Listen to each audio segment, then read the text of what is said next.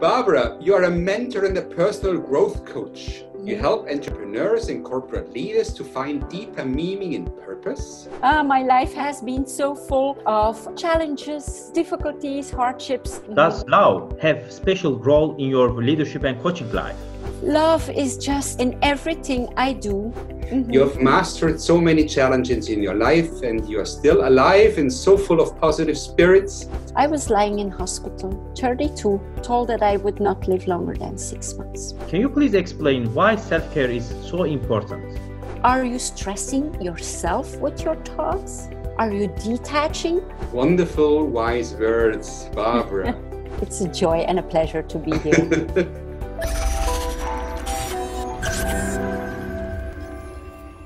Hello everyone, welcome back to Excellence Talk. As usual, together with Dr. Christian Forstner, we are welcoming an important guest, and this time from Belgium. Hello Christian.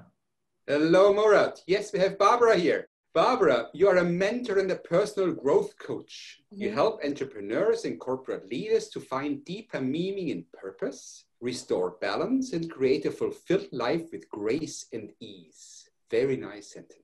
Since 2016, you're also quality manager at BMW in Belgium, and before you ran a construction business for 18 years. What a life. What a life, yes. And that's really in a nutshell. And my life has been so full, you could say, of challenges, difficulties, hardships. And if I look back now, I'm 50 years old this year, it has been always a blessing in disguise. Every crisis, every difficulty, I have used as fuel to become, you could say, more resilient, but always to never let whatever happened make me bitter or negative or close down. Always keep a certain wonder for life and joy in life. Because maybe I think in the Western world, we grow up with that feeling that life owes us happiness. Life owes us nothing. It's up to us. I often compare life with the sea, and we are steering our boat. So most people only want calm sea in their lives. And they want to be relaxed on their boat, or they go through life scared for the storm that may come, and they are on the boat. I have learned that the biggest storms make you, if you want to, they learn you lessons to become a skilled captain. So when there's a next storm, you're like, I can handle this. I have been there before. It is not as scary as it looks like. So it's that attitude, because the sea owes us nothing. The sea owes us not to stay calm. That's life. It's up and down, and it changes. It changes every second. And I think in mentoring or coaching people, many people make choices who are based, first of all, most of all, unconscious choices. They start a career, they start something. I have been there too. Starting my construction business was based on more unconscious choices and more living up to expectations from others. My parents had a construction business their entire life. And I thought that I was being a good person in, I had the entrepreneurial vibe, but it was just life happening. It's in the moments of crisis that you think, and you're thinking, okay, is this the direction I really want to take? And unless we face a hardship, we are not, if we are in our comfort zone, if we are having a career, like we're getting promotions, we're making more money, or we have a business and everything is going well, we don't even have that thought like, is this what I really want? Is this my true passion? Is this what makes my heart sing? We don't, because the comfort snows, or the whispers of the soul is snowed by the comfort. And it's only if we get out of that comfort in a crisis that we are like, oh my God, what direction was I taking? Why was I taking that direction? And having faced many hardships and every time overcome them, that's why I'm living so consciously. That's why I'm living so joyfully, because I'm grateful for every day. I know it's a gift. I don't take it for granted. But that's a paradox of life.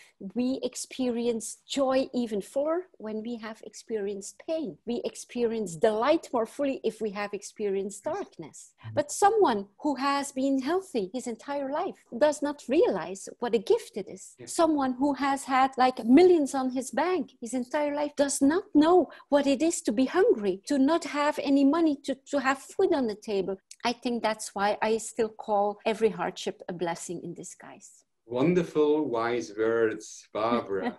You have focused your entire life on values since you were young. In your construction business, you did it with an eye for detail for your customers, special attention for employees, and excellent relationship with your suppliers. Now at BMW, you take care that all your employees perform with a great sense of well-being. And as a personal coach, you help entrepreneurs and leaders to create a fulfilled life. We would call this role modeling excellence. How did you develop this unique personality, Barbara, and special mission of your life? I'm very conscious about being that role model. I'm happily married for more than 21 years and we have 3 children, 2 daughters and a boy. My oldest daughter is 22, or she's becoming 22. Then I have a daughter of 20 and a son of 17. I know that I'm a role model every day for them. And as a coach, my biggest mantra is lead by example. At BMW, it is lead by example. How could I be sitting here talking to you if my life would be a mess? What would that illustrate? That would illustrate that I'm not walking my talk. And that's something that I'm very conscious about. My life has not been easy, and that's okay because it made me who I am now. Maybe if I would never have had any challenge, I would also not have that compassion and empathy for people who are struggling, because I know what it is. I know what it is to struggle in business. I know what it is even to struggle in marriage. I know what it is if your childhood was not ideal. I know, I have been there, but I know you can get up the next day and say, well, today will be better. Today, I can choose how I respond to this day. Thank you very much, Barbara, for your wonderful words from my side also. On your LinkedIn page, there is a quote of one of your customers. Barbara is one of the wisest people I have ever met. She is the person I would call at 3 a.m. in the night when I face with a huge challenge. She is leading with love and wisdom. Compared with all other virtues and values, does love have special role in your leadership and coaching life?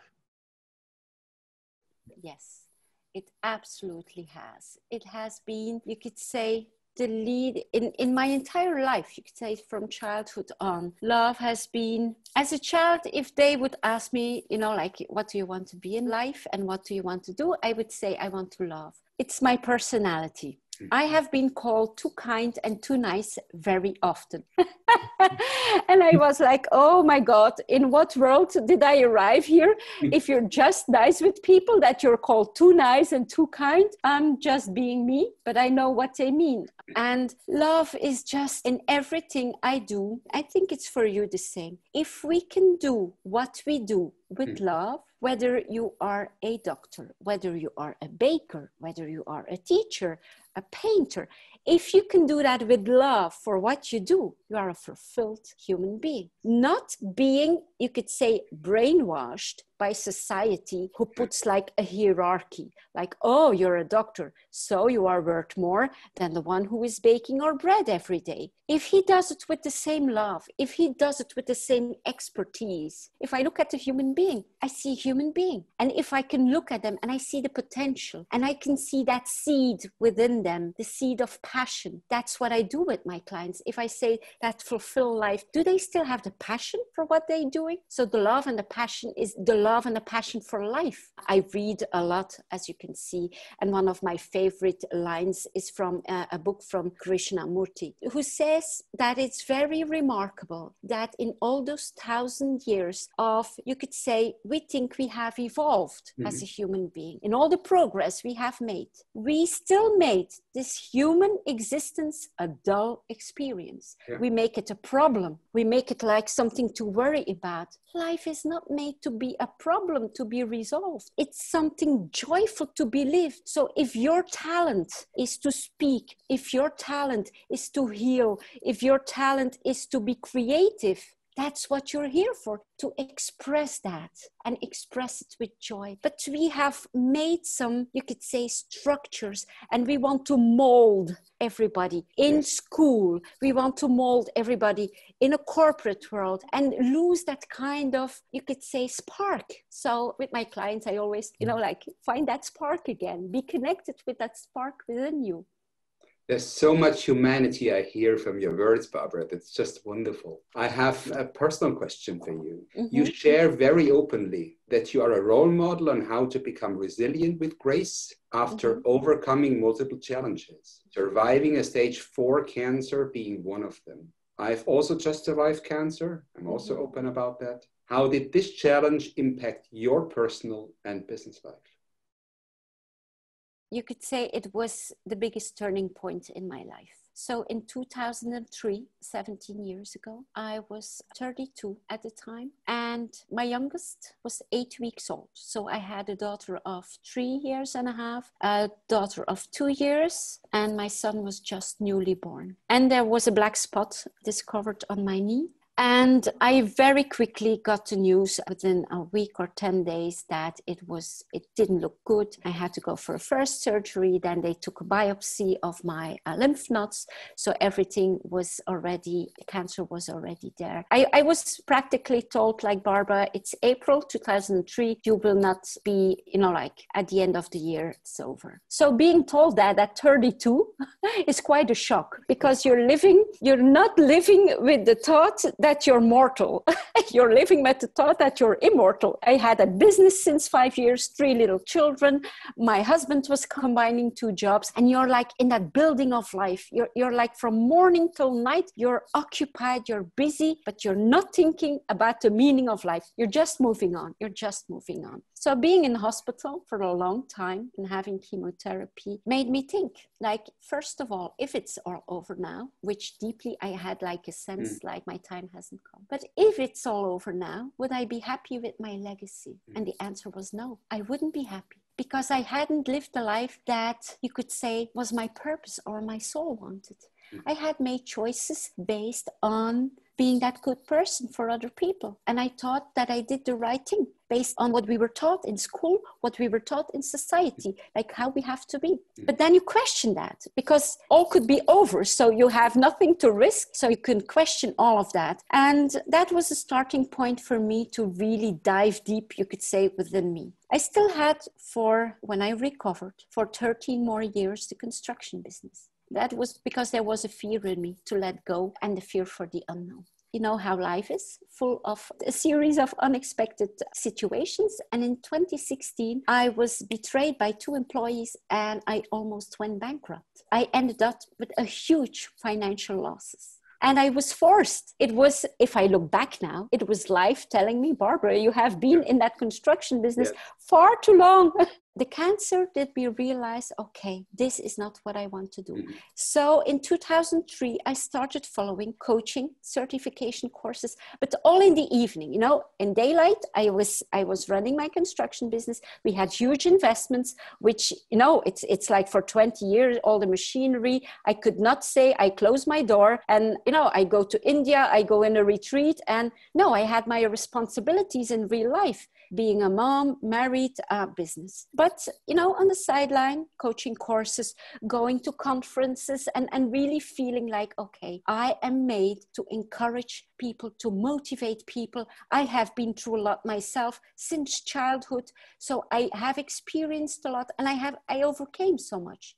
And I can say that life still until this date has taught me more, which is more valuable for my clients than any course. Like life and who I am and what I've learned in life. I'm a lot more value with my life experiences than like with all the theory, which is okay. When you're working with people, it's who you are and what you went through and how you can understand and deeply understand like where they come from in their personality structure, what they're going through. So 2016, crucial year, I had to end my construction business. And I was very fortunate to quickly have an offer from a BMW dealership to work with them. But even there, the work that I had to do at first was, you could say, below my level. It was a lot of administration. But I said, yes, first of all, I needed the money.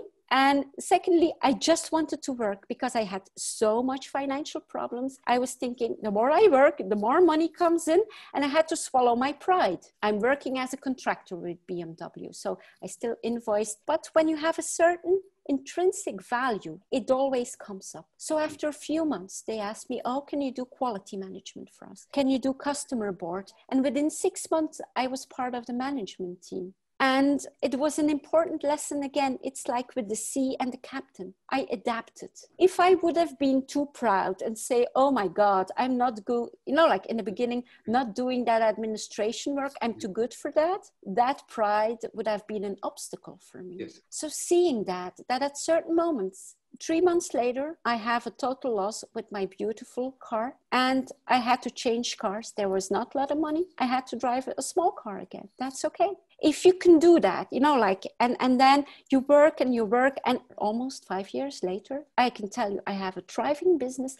I just bought the most exquisite car, too much technology even, but it's not the car that makes me anymore. Because I know whatever happens to me, if tomorrow I have an enormous setback, my house is taken away, my car is taken away, business taken away, I know that the most valuable thing is me.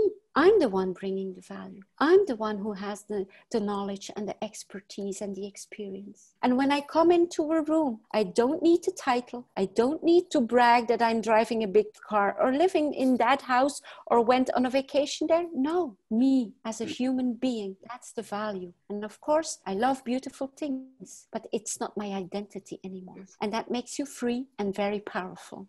Thank you very much, Barbara, for sharing your touching story. I hope especially that people watching right now, and we all know that 2020 was not the easiest year for businesses, people watching right now, that they get encouraged in knowing that whatever you are facing, you can overcome it. I'm sure that they will. In your publication, Self-Care Can Never Be Overestimated, you write about how surviving cancer also taught you all about self-care.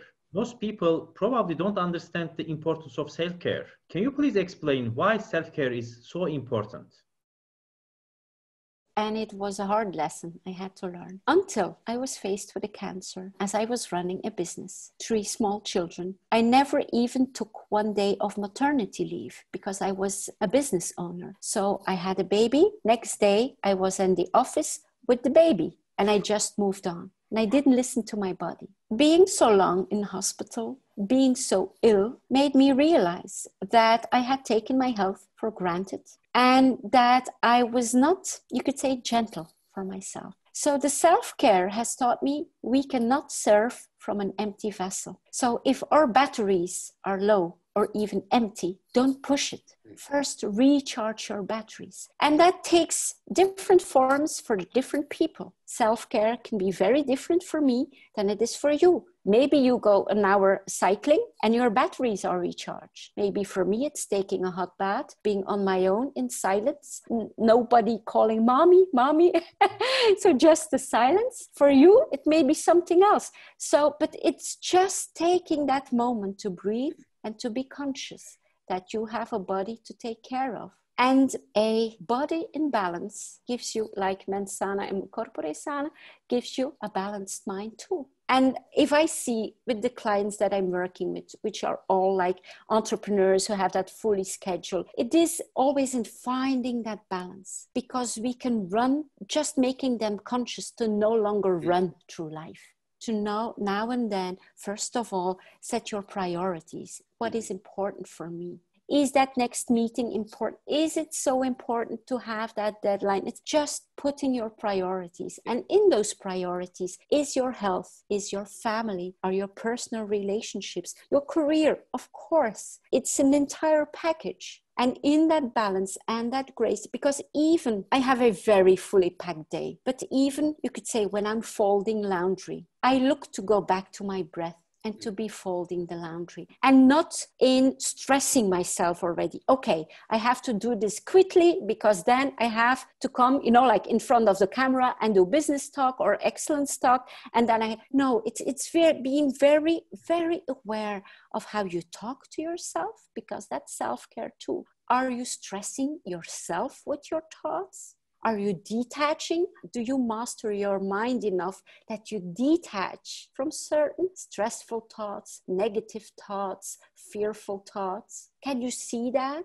And in detaching, find that peace? even in a hectic life. I'm having an extremely hectic life, and I'm not at peace all of the time. I have to admit, I'm not a Zen monk. Therefore, my life is too busy. But I know ways to just calm down, to just detach. I have also learned, and I think that's a very important one, to stay away from toxic people, people who drain you. For me, as wanting to be a good person, was a very hard one. If my mom calls 3 times a day, to not always pick up the phone, or my sister, or, you know, and in the beginning it's hard because I almost felt it in my heart, like now I'm being a bad daughter. No, it's about setting boundaries. Yes.